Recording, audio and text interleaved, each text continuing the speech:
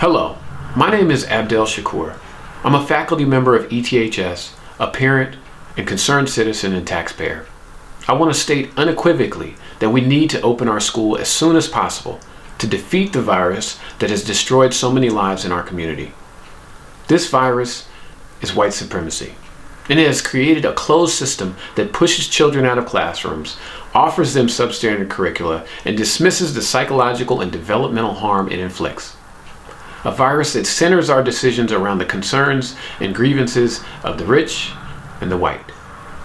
A virus that has shut the doors of Evanston schools to our children for generations. As this community decides whether immediate in-person learning is the correct path or not, I hope we make our choice not with the ethos of make ETHS great again, but with our hearts and minds focused on how we can make ETHS equitable at last. We've been working to raise awareness and dismantle systems of oppression, but there is so much left to be done. And just know that when the building is opened, it will be black and brown hands that will do the majority of the work. That will greet the children at the door, that will make sure the hallways are safe, that will prepare the food, that will teach the most vulnerable, that will be at the most risk.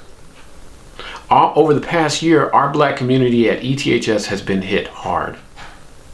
The deaths of staff members we love and respect, children we invested with our hopes and dreams lost to systemic violence, economic turmoil, and despair. Dr. Witherspoon noted how the incredible health disparity we face puts us at even more risk. Our people are not a renewable resource to tap when you start anti-racist work. Our children are more than your diversity. Our struggle is more than your yard sign. The times give us a tremendous opportunity to revision education in Evanston. It allowed us a moment to shift in a more equitable way, to not let our systems and traditions dictate the way we serve our children. But transformation takes time. It takes recommitting to centering the needs of children who the system has been designed to dismantle.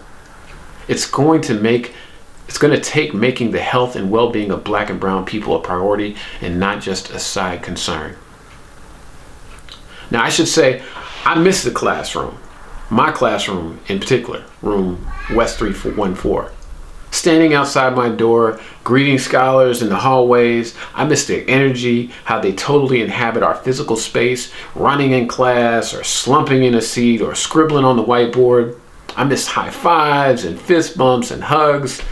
I miss asking them to put away their electronics so they can be present with us. I miss leaning in close while a scholar is putting the finishing touches on a piece of writing that means something to them. To give an encouragement or acknowledgement or just witness to a child finding their voice. Teaching is so much richer in person. Lord knows it's easier to do it successfully. But I'm also afraid.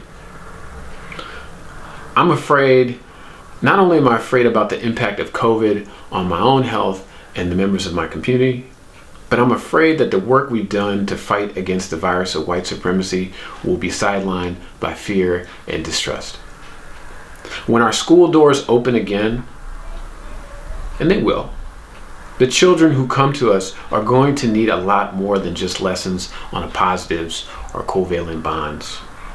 Our kids are going to need instruction on how we gather, how we form community, how we grieve, how we show each other that we matter, how we fight against oppression, especially in moments of crisis.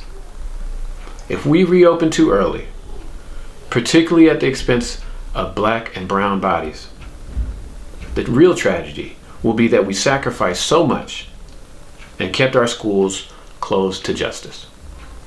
Thank you.